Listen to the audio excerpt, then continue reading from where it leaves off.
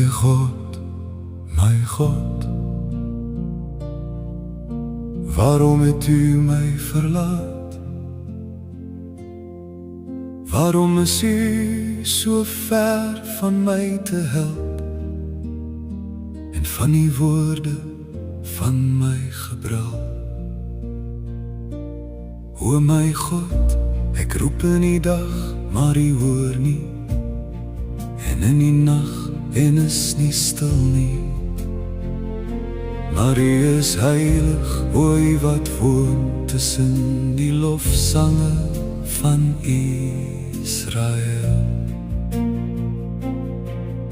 Ons vaders het op U vertrou, hulle het vertrou, en U het hulle verlos.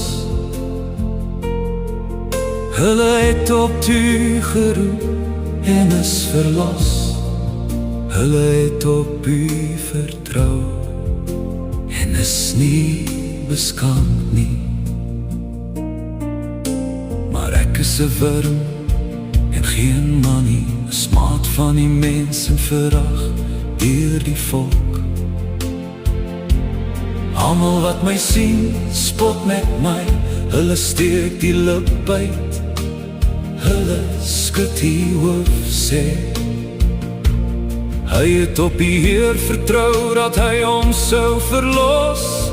Laat hom red, aangesien hy behaai in hom het. Maar U is hy wat my uit die baarmoeder uitgehaal het. U het my hoop gemaak toe ek nog aan my moeder se borste was. Ek is op U gewerk van die baarmoeder af. U is my God, van my moeder se skoot af. Wees nie ver van my nie, want benoudheid is naby, want daar is niemand om te help nie. Baie bulle het my omsingel, sterk bulle van Basan het my omring. Hulle het hulle monde teen my opgespalk, soos 'n brullende en verskeurende leeu. Ek is soos water uitgestort en al my bene is uit mekaar. My hart is soos was, dit is binne in my gesmeld. My krag is soos 'n potskerf verdroog, en my tong kleef van my kake. En Nu het my in die stof van die dood gebring, want honde het my omsingel, die vergadering van die goddelose het my omsingel. Hulle het my hande en my voete deurgeboor. Ek kan al my bene tel, hulle kyk en staar na my. Hulle verdeel my klere onder hulle en gooi die lot oor my kleed.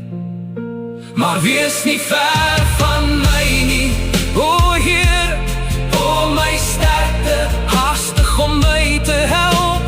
Red my siel van die swaard, my enigste van die mag van die hond.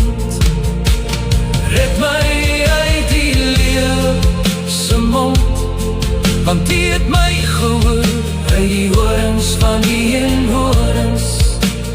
Red my uit die leeu se mond, want die het my gehoor uit die horens